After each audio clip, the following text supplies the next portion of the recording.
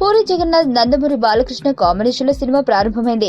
ఈ combo announce చేసినప్పటి నుంచి అమితమైన ఆసక్తిని కలిగించే ఈ ప్రాజెక్ట్ మరికొన్ని రోజుల్లోనే రెగ్యులర్ షూటింగ్ ప్రారంభించుకోనుంది. అయితే షూటింగ్ విషయంలోనూ సినిమా విషయంలోనూ పూరికి రెండు సెంటిమెంట్స్ ఉన్నాయి.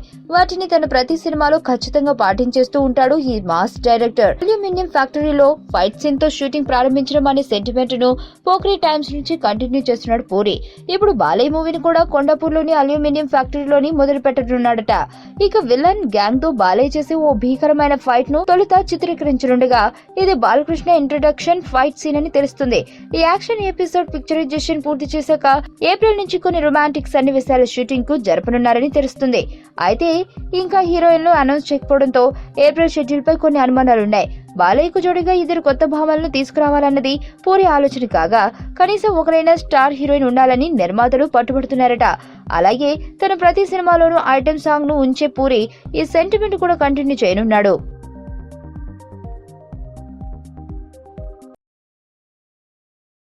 సుబ్బు, నీకు తెలుసా నాకు ఎర్లీ మార్నింగ్ ఒక కల వచ్చింది. ఏమని? నువ్వు నన్ను జ్యువెలరీ షాప్కి తీసుకెళ్ళి వడ్డానం కొనిచ్చావంట. ఏ టైంకి? గుర్తులేదు సుబ్బు, 5 అనుకుంటా. అదే మరి 5:05కి మీ బాబు వచ్చి బిల్లు కట్టినట్టు నాకు కాల్ వచ్చింది.